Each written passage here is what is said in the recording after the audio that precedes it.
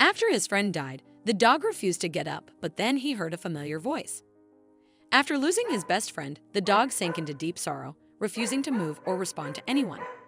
His once playful spirit had faded, leaving him motionless and heartbroken. But just when all hope seemed lost, a familiar voice rang out, and everything changed in an instant.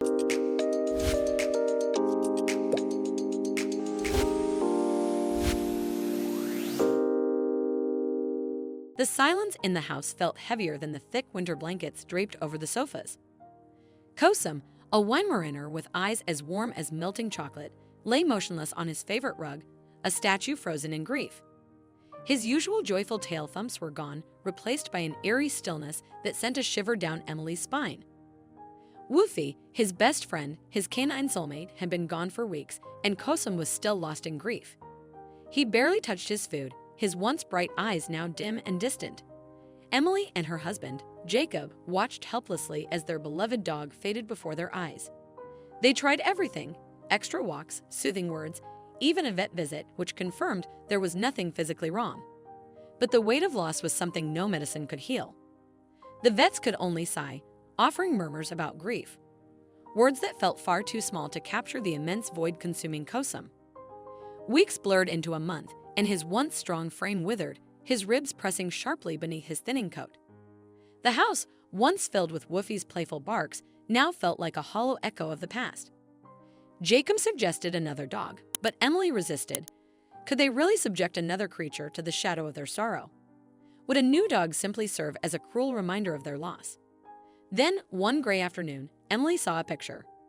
Two tiny, squirming Weimaraner puppies, siblings, nestled together in a basket. Something primal stirred within her, a desperate hope.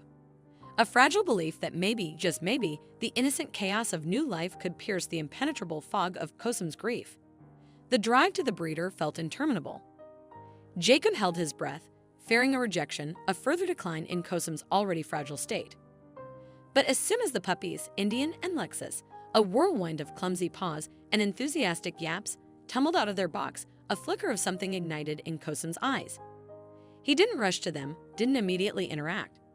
Instead, he watched, his head caught, a silent observer in the drama of their miniature world.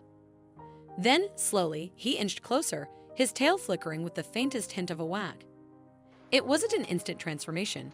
There were days filled with hesitant sniffing and cautious approaches. But little by little, almost imperceptibly, change took root. Kosum began to eat again, at first tentatively, then with growing appetite.